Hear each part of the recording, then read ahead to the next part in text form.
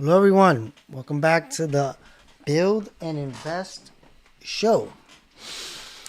Today, I'm talking about. I just had like a out of body experience today. I submitted my hackathon submission, and it just made me think. I never did anything like that before, and I probably never would have. And it just made me think. Now that anything is possible, like what are the things that I'm gonna try to do? And I said, why not create today's episode around that for you to think the same way?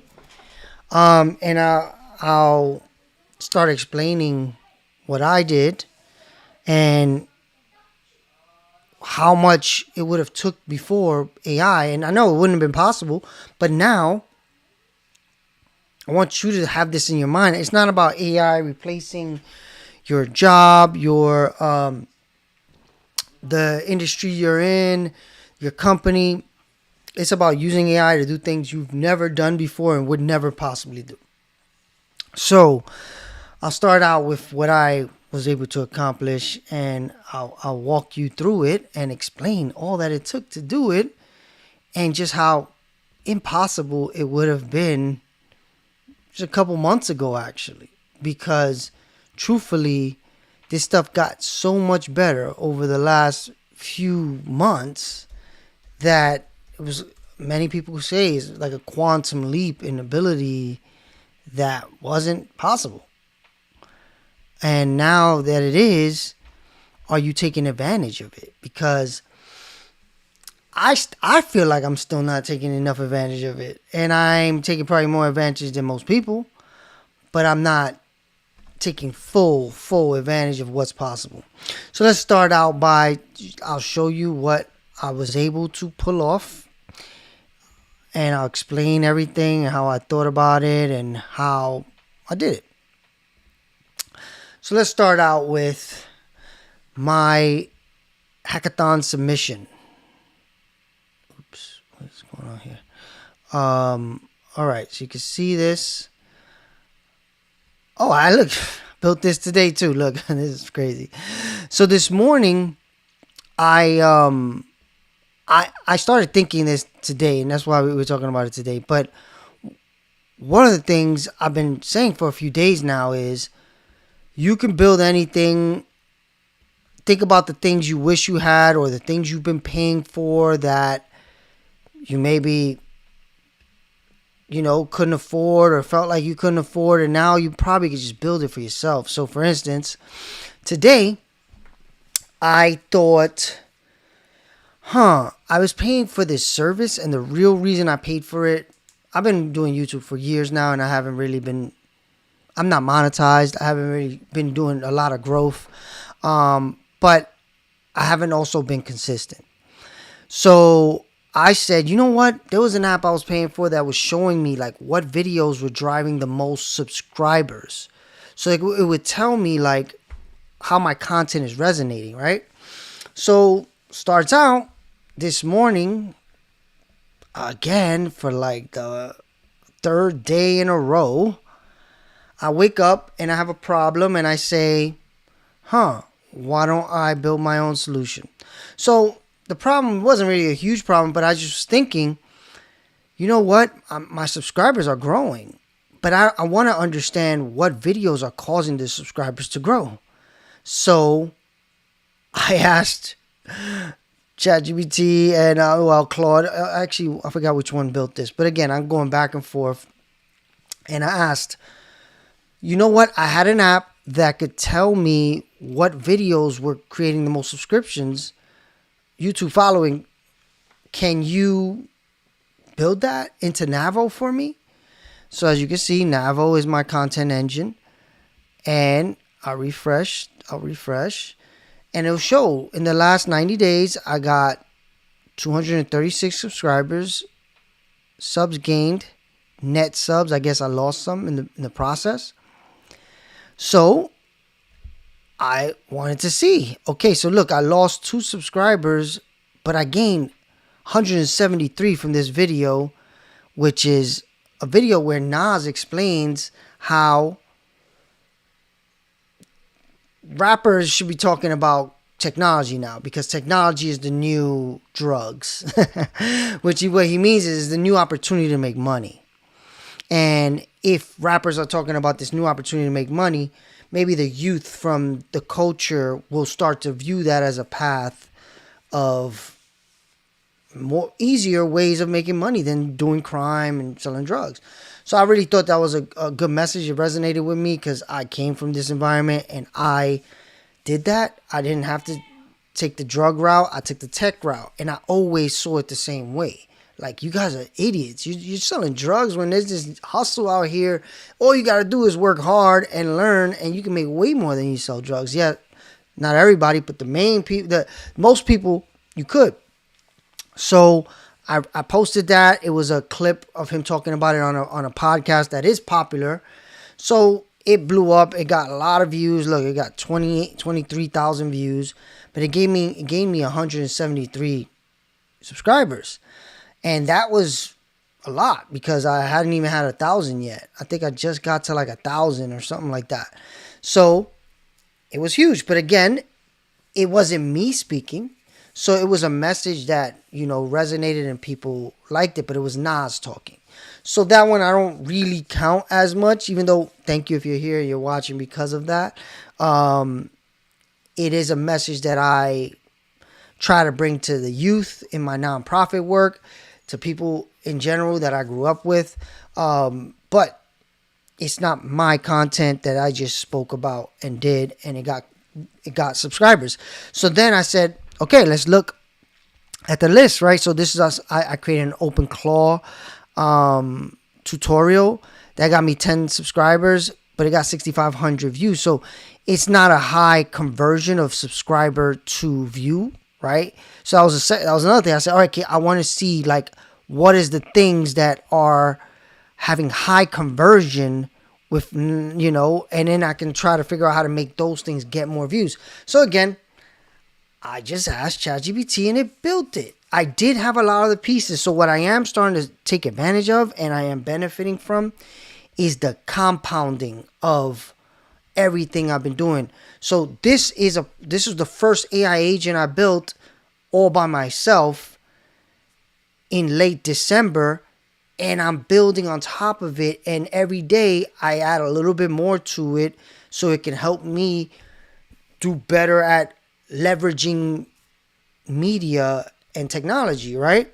So again, this is all things I was paying $30 a month for an app that would do this. I turned it off a while ago because I wasn't using it enough. And again, I'm trying to be very responsible with how I'm spending money because I believe we're in a crazy time, and we need to make sure that we're using our money in the best ways.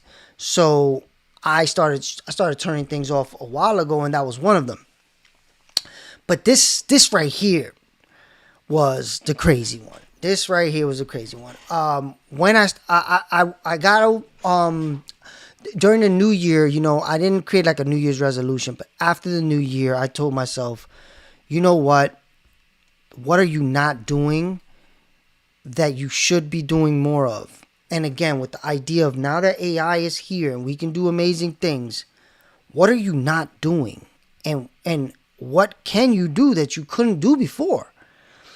Right? So I told myself, now, starting this year, oh man, media side of things, like learning about video creation, marketing, but the tech is getting so good now that you got to get back into coding. And because coding is not this hard thing anymore, like when I was a coder, it was tough. I'm not going to lie. Like, I hated it. Oh, man. I'm not going to lie. I hated it because I didn't enjoy the process of figuring out what was wrong with my code. So back when I first started, you would create a line of code, or a project, lines, hundreds of lines, thousands of lines, and then something would break. And you would have to say, okay, what do you think happened and what can you do to fix it? So you will have to say, okay, let me try to figure out ways to make it so I could find the problems faster when they happen. I could dig through less code or really organize my code in a way that it would fire off kind of like signals that this is working. So each function would say, I'm working. Next function would say, I'm working. Another function would say nothing. So you know, okay, this function is the wrong. This function is the problem. Let me figure out what it is. But I remember like it was very difficult, and I would basically hate it. I hated it. It was like always in my mind.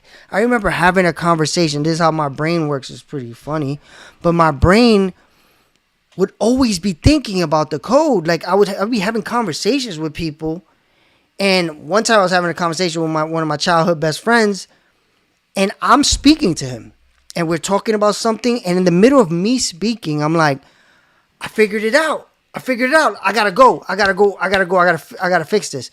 And he's like, what's happening right now? And I'm like, no, I just figured out something in my code.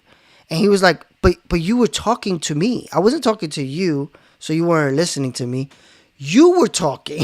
So he's like, how is that possible that you're telling me something and thinking about the code at the same time? And I was like, I don't know, but that's how my brain works. And I gotta go because I figured it out. And I always remember that moment because I didn't even really think about it like that. It's just like, as an ADD person, you got all these voices in your head, all these ideas in your head. And there was just one that was always thinking about the code I was working on. And I hated that. But now, it's a beautiful time because you don't even have to worry about that. You just got to say, what do I want to do that I couldn't do before? So this year, when the new year started, I told my team, look, this is what I'm going to start doing now. On top of all the marketing I do for the business, all the sales, all the customer engagement, I'm also going to code. And I'm not going to code the way you code. I'm going to code without looking at the code. And I'm going to only work on things where I don't have a liability if the code doesn't work.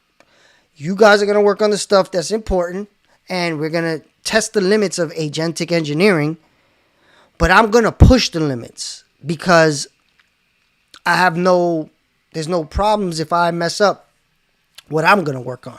So that I had already built Navo, which was my content engine. And if the content engine doesn't work, I still make content every day. It wasn't going to kill our company. So then my lead developer said, you know what you should do? You should enter a hackathon. And I was like, what? And then I was like, you know what? You're right. Because again, I was thinking, what would I never have time to do? And literally, I never enter in a hackathon. But not only that, most hackathons are groups of people because it's so much work. You have to kind of come up with a concept. You have to build that concept. You have to explain why you built that concept. And then you got to present it. You got to create a video that explains it all and all these things. So I was like, I never have time for that. I never had time for that. And I worked since I was like 20 years old. I was working as a developer and an animator full time. So I never felt like, why would I take a month of my time, probably most of my time, to maybe win a couple of $1,000s in a hackathon? But now I was like, wait a minute, you're right. I could do this on the side while I do everything else I did before, plus the new things I'm doing. So I said, let me enter into this hackathon. So he told me about the Chainlink hackathon because he's a developer, a hacker. He's very interested in looking at all the new cool stuff.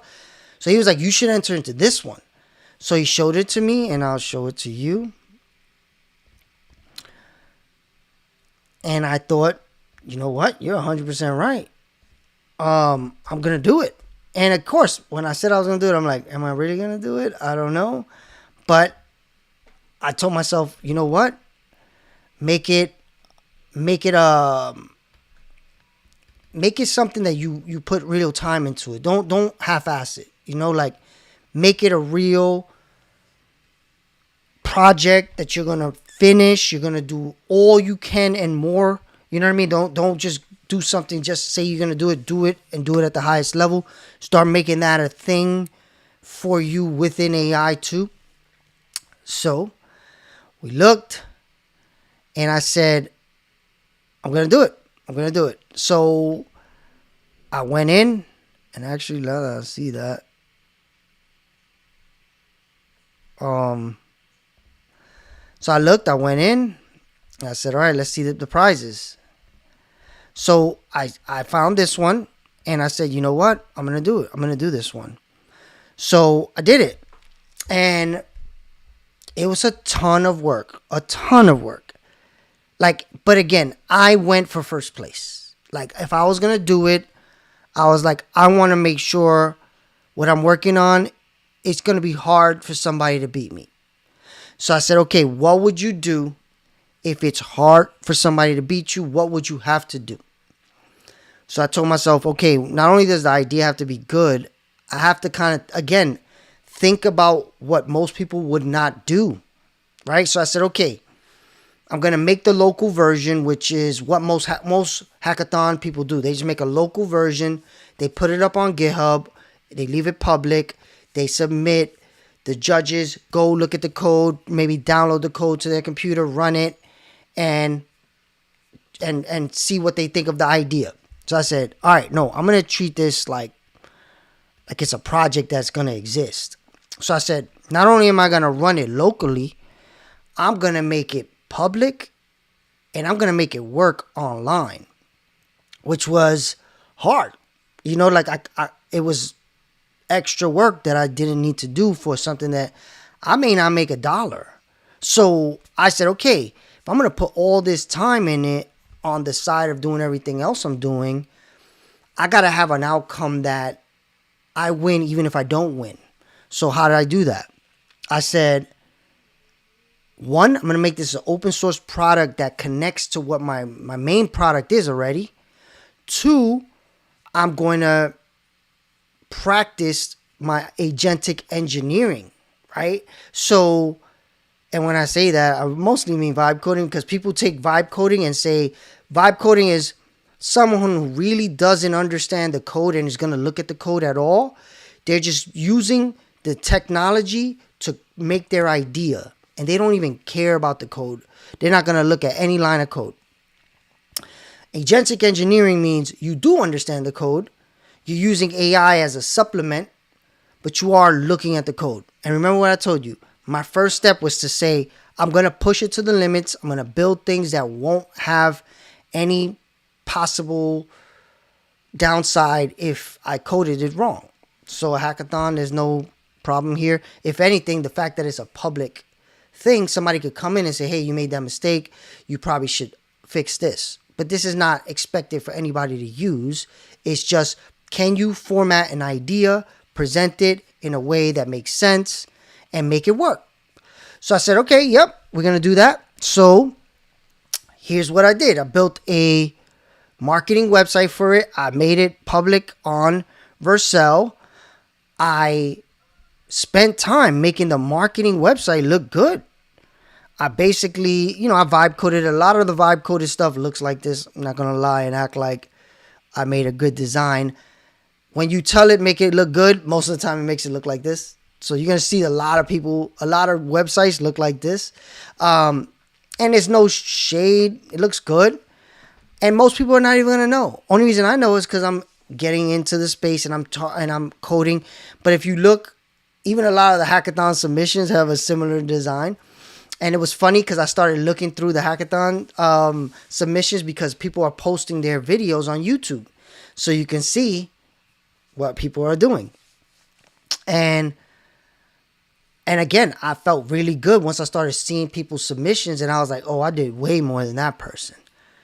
And I think my idea is better, right? So I'm like, all right, my chances are a little bit higher to make some money, because they do give you, there's multiple ways you can make money. So why am I bringing this up?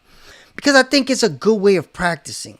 I think anybody now can go into hackathons, come up with an idea, maybe make some money on just a side. It's going to be like a side hustle.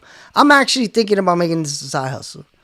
And I'm already looking for other hackathons to build stuff in. Because, again, it's more about what idea do you have, not do I have a month to code this thing, or me and a group of people to code this thing, present it.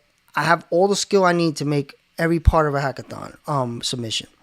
So here's how it works. Look, there's all these prizes, and then they also give out $1,500 to the top 10 projects. So I said, look, I may not win, but maybe I can at least get $1,500, because I'm going to do so much that I can't imagine 10 people do this. I could be wrong. We're going to find out. So this is my first ever hackathon though, right? Like, I never in my whole life would have imagined I had time and the skill set to pull this off, right? Even when I was a full-time developer, I probably could have coded it and then submitted, but I just knew I wouldn't have done it because there's not enough time in the day. I just wouldn't have put myself in the position to motivate myself to do it. But now I did. So I said, okay, what would you make? You're going to have a marketing site that's going to explain everything. You're going to make a video. So make the video awesome. I'll show you the video. Make it verifiably on chain, that where you can see that this actually works. You can download it, use it. So I said, okay, yeah, of course, the download it and use it was a given for hackathons. But I said, you know what? You don't got to go too crazy on the marketing side. But I said, all right, I'm going to, though, because I know most people won't. So I broke down the idea, even what the future is. And when I tell you I did all this, what did I do? Because, again, I'm going to start teaching you guys how to be creative directors of the future, right? So what did I really do? I told this thing, this is my idea. What do you think I need to do to win? That was the first question. Okay, you should do this, this, and that. It was like, okay, you should definitely create what they're asking for, which is one example of something that works. You got to create a 3 to 5 minute video. So start there. So I'm like, all right, so I'm going to make this treasury agent that can deposit money, borrow to spend. So I did that. That was the first thing. That worked pretty early, like literally first day. So this, my main developer told me about this like maybe 3 weeks ago now. I forget exactly when, but it was something like that 3 weeks ago. And I looked, and I was like, oh, there's enough time. I got a bunch of time to do this. And literally, I was working on it all morning. I just submitted like a couple hours ago. So I said, okay, let me make that. The problem was, this is where creative direction is key. When I first made it, it didn't make a lot of sense even to me. Because what the problem is with AI is, now that anything's possible, and I say this a lot, you're going to hear me say this a lot. It's like having a genie with unlimited wishes. So I made the first version. It worked. It did exactly what I wanted to do day one. And I was like, but this, one, it looks bad. Two, it barely even makes sense to me. I can't imagine someone else understanding this. So that became the work. And this is the work, I think, going forward. Making things work is so easy now. You have to now figure out, am I making something that works, but also the target audience is going to understand it, want to use it, or get the message I am trying to give them out of what I'm doing. So this kind of encompasses all of it, because not only do you have to create a product, make it work, make people understand it, the judges, you also have to explain your idea. So I said, okay, now it works. Let me really work on explaining the idea, the process. So I went back and forth a lot for these little like lines of that I didn't write, but I went back and forth with the AI. Like, okay, do you understand what I'm trying to say? Why you think I'm doing this? Yeah, it makes a lot of sense. It would be like, yes, it makes a lot of sense. I agree. with your proposal that AI agents will want to have treasuries the same way the richest people and the richest institutions of the world have, and what you built with Stack for regular people to do the same thing. So I said, yes, okay.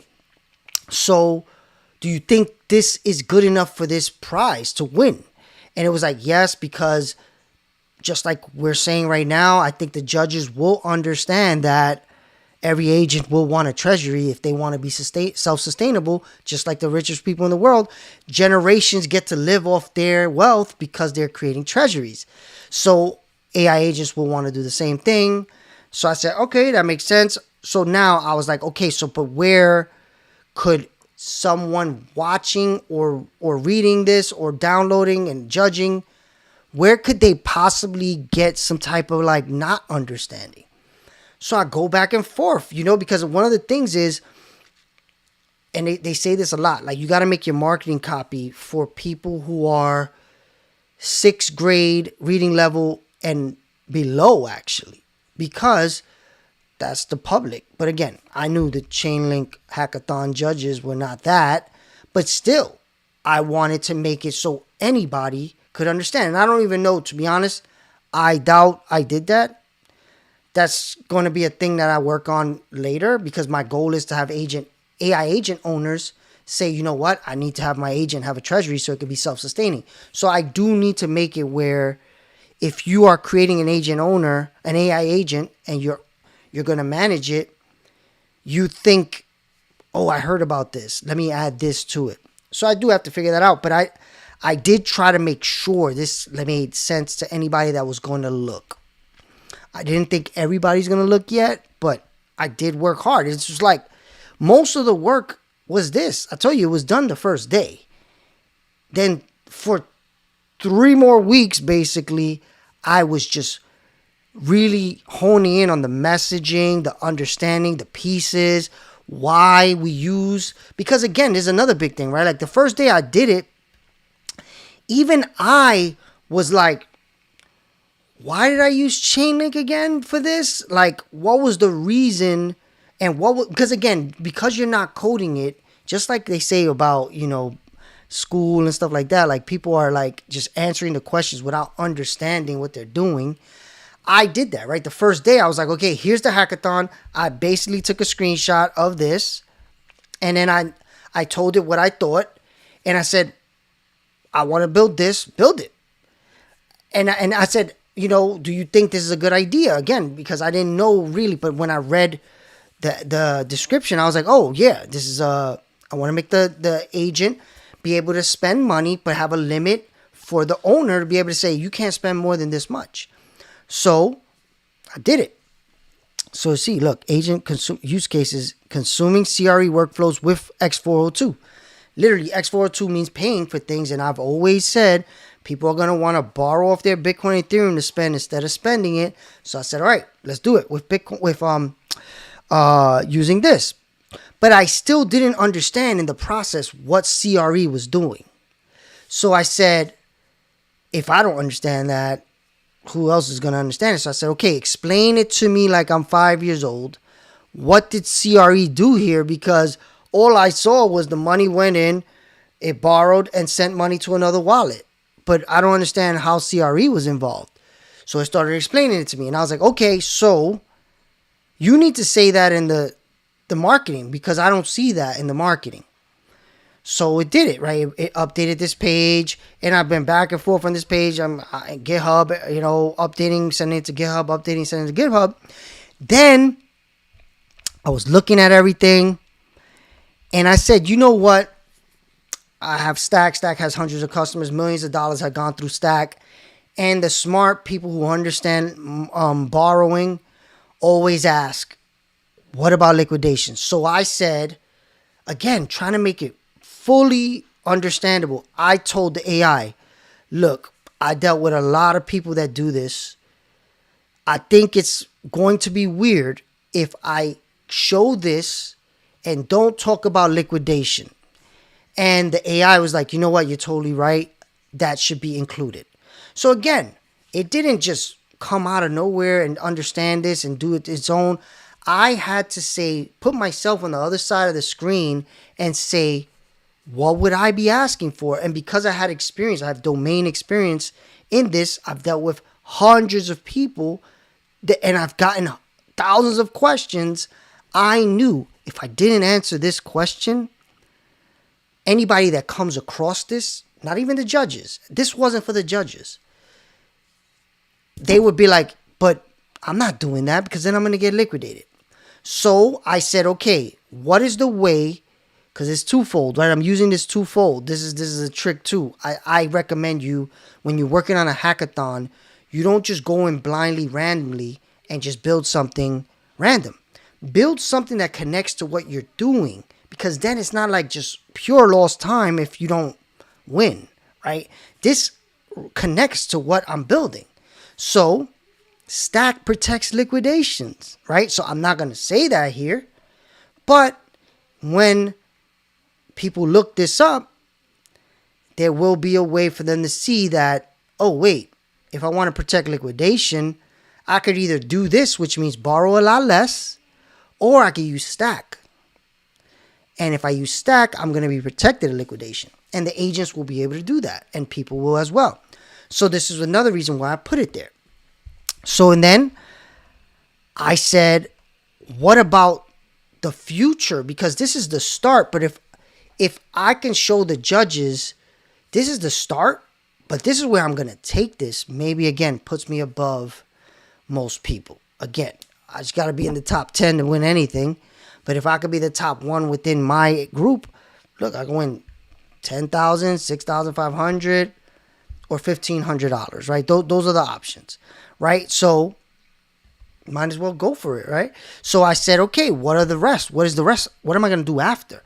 So we are going to do this. We're going to add this to Stack. And of course, then my developers will look at it and make sure it's good. It works for sure. And I use Claude Code and Codex on it. So I had two of the top models looking at it, making sure it's secure and works and good. So that was the best I could do other than getting a developer to look. So that's what I did. So I explained, I'm going to make it on Base. Right now we're on Base and Arbitrum. We're on Arbitrum. We're about to be on Base. My developers are finishing that up right now. We were on Polygon. Polygon had a problem, so we had to leave Polygon. And the future is every transaction, I want an AI agent to be able to put money in, borrow to spend. So that's what I spoke about. And then I did see it in action. So this is another thing, right? I said, is the local version showing enough? I didn't feel like it was. So I wanted, and look, all of this is like creative direction, taste. I said, this didn't look like this. It did way less. And I said, wait a minute. I want to be able to show that this works. So I want real money on a wallet to move because of this product. And it said, this is going above and beyond a little too much. It might be hard for you to do this. Actually, part of what you want to do is impossible. So I said, okay, let's take it as far as we can though. Like, I'm not going to not do it because it's impossible. What can we do? So it said, you can do the first part, but you can't do the payment because the CRE is not even public yet. CRE is the way, it's a chain link runtime environment for what I want to do is not available yet to the public. It's literally only runnable locally. You can't even put it in a project yet. So I said, okay, it's impossible then. Now it is impossible. I made sure because I said, okay, you're right. If it's not available to anybody, then it is impossible. But what is possible? And this is me again. This is, I think, the main job of a creative director. And I worked under creative directors, so I learned this. A creative director's job is to get the most out of its employees. It's creatives that it's working with. It's production people. Why? Because the vision that you have is at a level.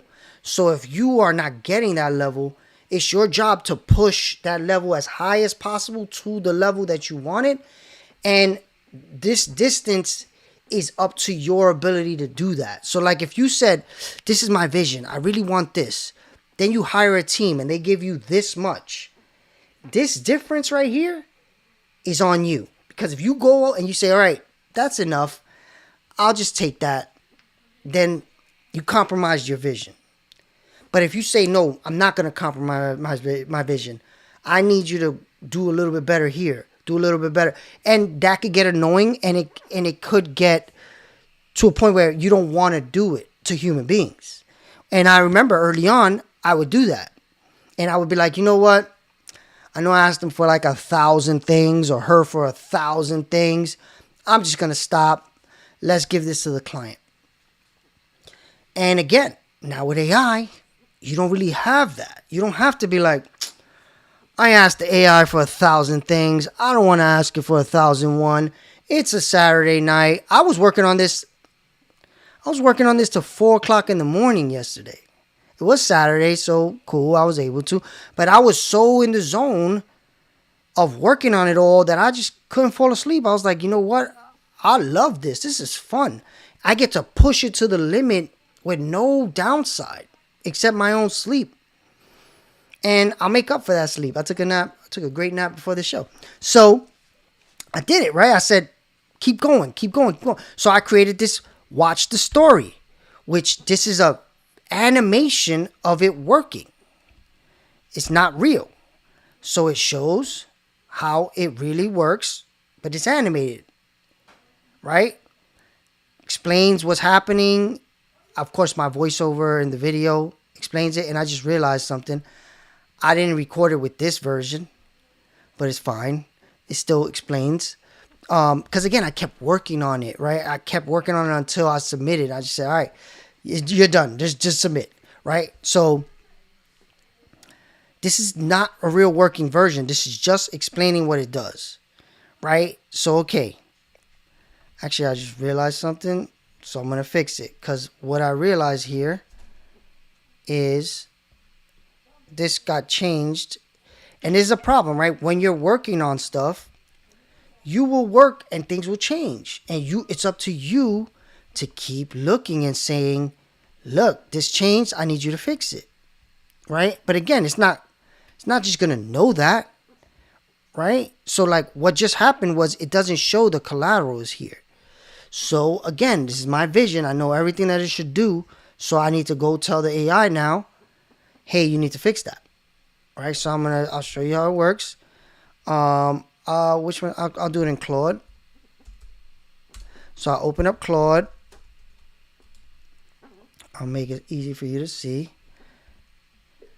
I'm looking at the CRE AI project, and I realized that you updated the animation that shows how it works, but it doesn't show that the collateral landed. It just shows that the payee was paid. Here's what it looks like. So again, this is how you talk to a person that's working with you too. You know, you say, hey, and of course, it depends if you're in person or you're talking to chat, how you deliver new information like that. Because there's people who are just a-holes the way they talk to people, right? I've dealt with creative directors that are like, why would you do it like that? That's dumb, you know? Or come on, be better, you know, do stuff to people and make them upset. And I never wanted to be that type of creative director. So I was always really nice to my developers. I always treated people, my developers, my creatives, like I wanted to be treated. And I do the same with the AI. I do know developers that are pretty not nice to the AI. And I still treat it like it's a person. But the way it works is it's up to you to get your style. And of course, I do think there's going to be humans as well still in this. Nope, I didn't mean that. All right, so no. I meant the CRE project, the hackathon project we're working on, not the Stack website. So again, right, I'm looking, I'm saying, okay, no, let me make sure it understands what I'm talking about. Yeah, so basically, so now you can view on GitHub or actually fund it. So this is me going again above and beyond, and I'm going to test it now because I guess something did change in my last little update that I didn't realize. So now it's going to actually take real money and do the process.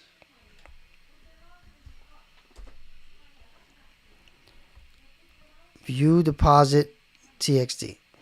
So now this is going through the blockchain. And when it's settled, it should show that. So, okay, GitHub, it sends it to the GitHub. I, again, said do everything you should do in the GitHub to make it look amazing. So I put the video. You can click there, watch the video. I did a nice thumbnail. I spent time on the thumbnail for the YouTube video. All this is going above and beyond. Look at all this stuff. And again, I didn't make any of this, right? Like, I creative directed it. I said you should show these things. A lot of this I didn't even have to tell it to show.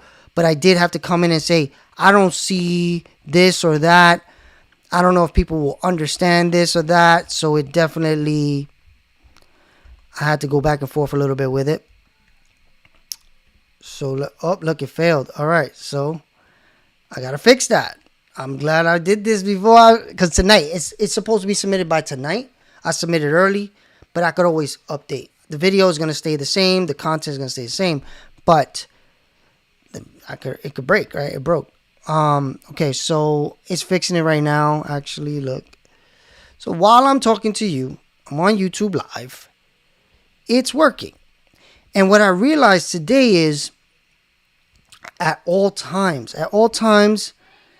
there's like at least 4 things going on that I'm directing. My computer usually has 2 things going on in the background, like this, that I'll come back to whenever I remember, but they're being worked on. And I got way more windows than that up, but right, I don't want to show you everything, but so there's 2 things. Normally, I'm jumping between 2 different things, whether they're for the same project, but they're 2 different tasks for that project. I have 2 windows open, usually Codex, Claude, Code, and they're working on things. And I'll jump in and say, oh, okay, I got to do this. So I'm basically creative directing those 2 things. And then I'm doing something that I'm responsible for, that I'm working on. So that's the 3 things on my computer. And now this is where the OpenClaw comes in. Now the OpenClaw is also doing something all day. So that's 4 things. And what I'm trying to get the OpenClaw to do is have multiple things it's doing just like me. Because AI, it can do a lot more. It can pay attention to a lot more things. I do think as humans, we will have a limit of how much we can really pay attention to and do it well. So I'm starting to figure out my limits and what I want my working style to be with this. And this is where you are going to have to as well. Okay, the changes are clean. Here's what was wrong. And what I fixed. The problem in phase 6, the result. Okay, so collateral shows start. Okay, but the transaction also didn't go through. Can you make sure that all that works? Because I think I asked you and you said yes, but I submitted and lucky I caught it. So again, you know, I'm not talking to it stern like I believe that it understands me, but I do get frustrated. You know, like it's like talking to a person multiple times and they don't understand or not doing what you said. So imagine having an employee that you tell to do the same thing 1,000 times. You're going to get frustrated, right? So the fact that we went through this a lot. I was up to 4 o'clock in the morning. Then this morning I got up and I worked on it until I think I submitted around 5 o'clock. And I woke up at 9. Right? So last night. So again, I put a lot of time in this. And this was the main thing I was working on. I was working on the video, which you guys, if you were on my stream yesterday, you remember. So I'll show you what the video final looked like.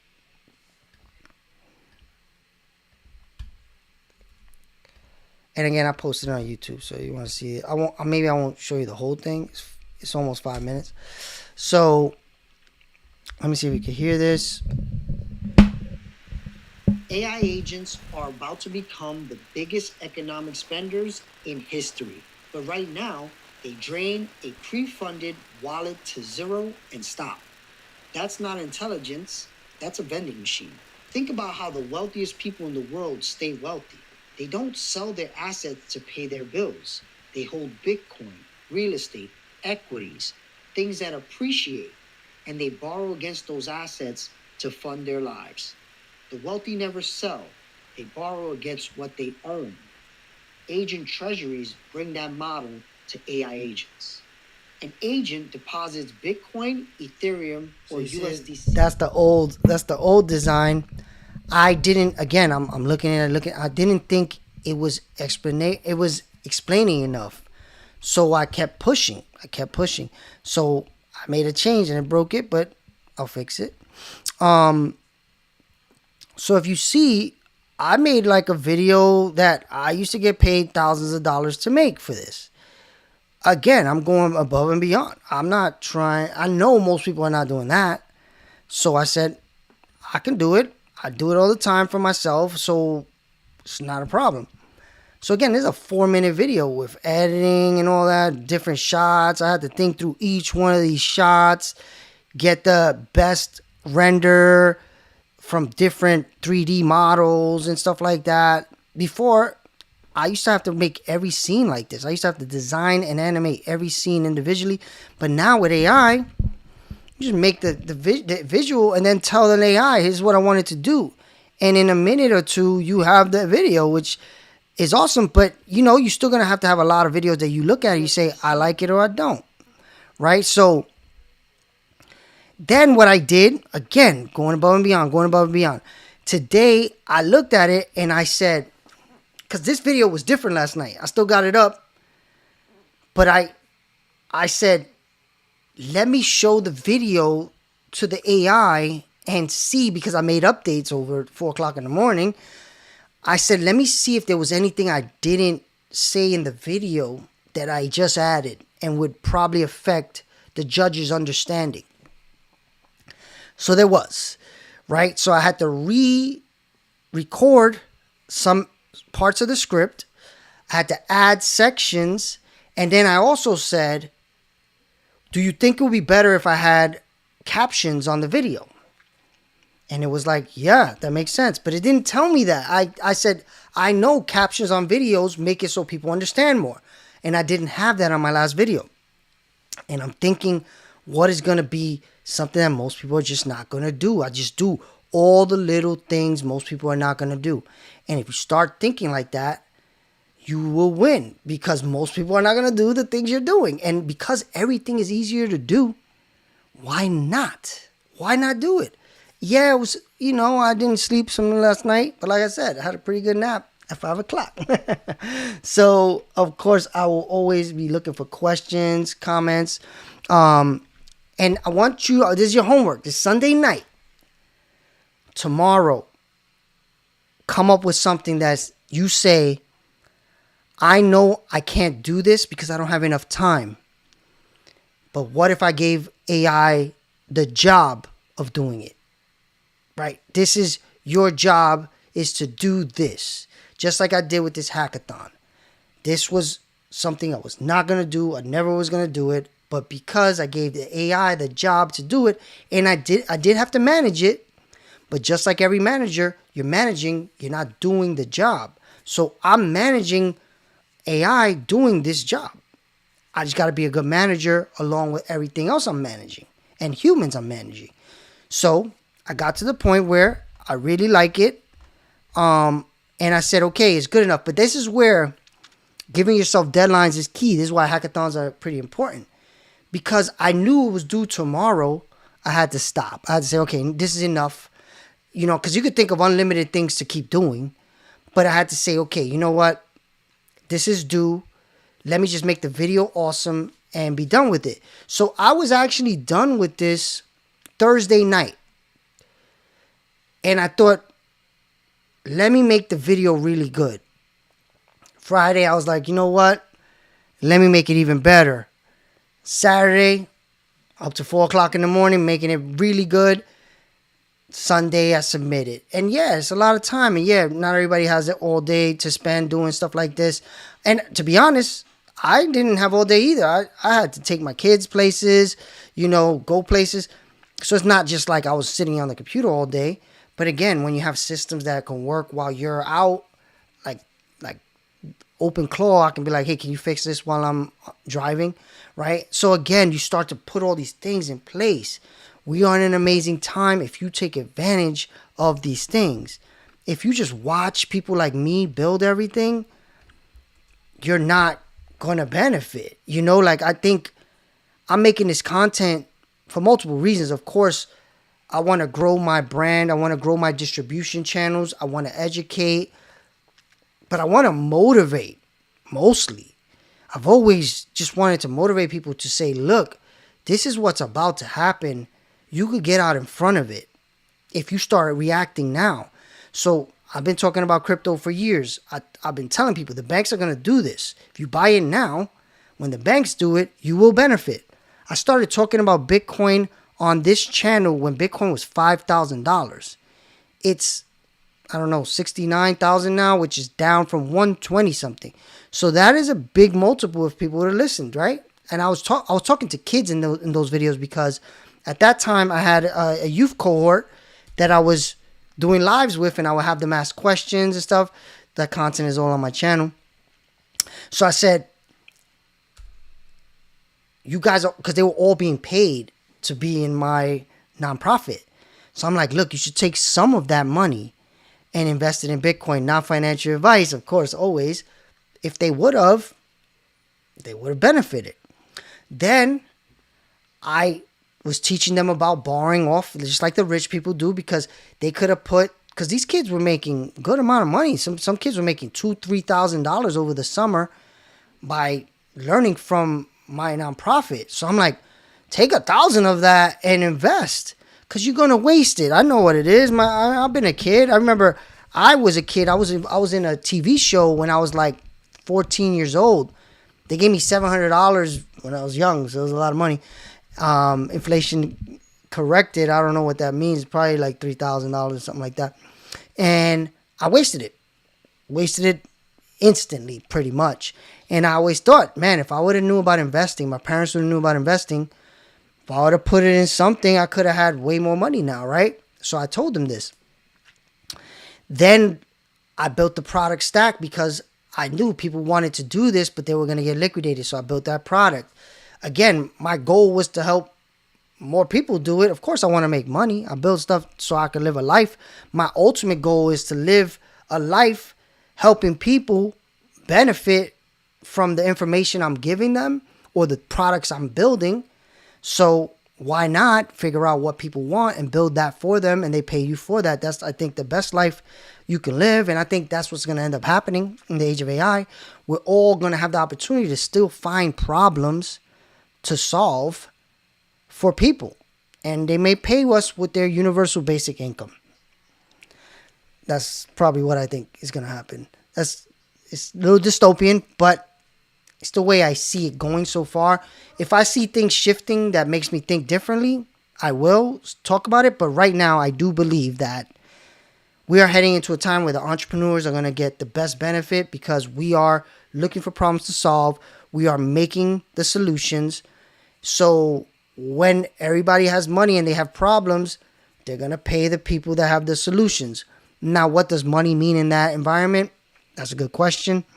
But I'm thinking about that later. So, okay, let's see. It made the update. Okay, let's see. Is it finished or it's still working? Fixes applied. Rewrote. Define repo root. Okay, Treasury display. Vercel note. Deployer private key is set to Vercel's production environments. So this will work on deploy. You will need to redeploy for code fixes to take place. Is it done? Wait, you changed the private key? Because on Vercel, do you need the private key for what? The wallet? So again, that's what I mean. Like it did work before, and I got proof it worked, but now something changed. Change from misleading spend plan to approved spend with accurate description of what it does. Okay. Good catch. Let me clarify. I didn't add the private key to Vercel. It was already there 9 hours ago. The deposit route needs it because the fund treasury $3 button executes a real on-chain transaction. It signs an ERC-20 approved plus a call supply collateral. So my thing is, it worked before though. But it worked before. What had to change now, where now we need this deployer private key? I don't care, but I guess you have that private key. I don't have it. So you got to give it to me so I could put it in Vercel. So again, I'm not going to show that because that will give you access to that crypto wallet. So yeah, I mean, basically, that's what I think is going to happen. And this is what I'm doing. I'm going to make a side hustle out of building on hackathons because it's a way to practice having an idea, putting it out into the world, having people understand it. If I can make money, that's a double win. Because again, the skill of the future is what I just told you. Find a problem. Build a solution people want or AI agents want, which is what I'm doing here. Make sure it makes sense to the target audience you're building it for. And you are that first target audience. This is why I always say, build something that solves your problem. I'm building something that solves my problem. I want my AI agents to be self-sufficient. I don't want to have to pay every month for my AI agents to do things. I want one day for them to be able to run off their own money.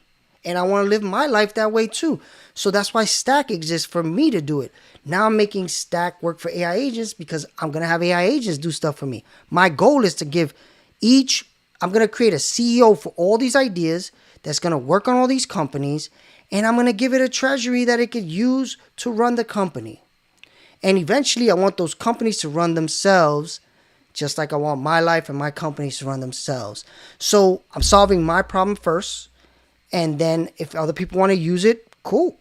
That's a double win. But I first want to use it. And I'm making myself the first person that says, if I don't understand this, nobody else will. Because I'm too close to not understand it. And I still don't understand it. So I can't imagine somebody else does. And this is what I think the main role of a creative director is, right? A creative director, whether you're in media or technology, is to tell a story. In technology, most people don't know this if you're not a tech person. When you're building an app, they ask, what's the user story? So a user story is, what do you expect a user to do, understand, and take away from using your product? Same with a video or a TV show or a movie. What do you want the person watching this to take away from watching? And if you can't get that from watching it, they're not going to get it either. If you can't get that from using it, they're not going to get it either. So this is the skill of the future. Figure out how to creative direct, tell stories through tech or media, get people to align with that story and want to take away what you're giving them. So that's how I think the jobs of the future will be created. If you're good at that, you will get jobs, but better off, you could build products that will make you more than a job. At least that's my hope. And I hope we get to the point where we're all just solving problems for society and humanity as a whole and getting paid to do it. Again, that's my utopian idea. I don't know. I just don't feel like society will treat everybody fairly. It's going to be on us to take advantage of these technologies before the ultra rich do. And yes, they're going to take advantage just by people like us going to them and saying, hey, pay me a good amount of money so you could take advantage of this technology, and they will be able to pay it. Like a rich person will pay you to help them reach there faster. But right now, this is your shot. This is your shot right now. Between the richest people in the world understanding that this technology exists and can do what it does and implementing it, you can, before them, and get up to that top 10%. That's what I'm trying to do. I'm doing everything possible to try to get there. I still may not. The odds are against me. But I'm going to do everything I can do, go above and beyond, and I hope you do too. So this is your homework. Tomorrow, wake up in the morning or before you go to sleep tonight and say, what is the thing that I know I can't do right now, but I want to make AI do it for me? and start your journey tomorrow. Ask ChatGPT, ask Claude, ask Gemini, whichever ones you use, Perplexity, I don't care.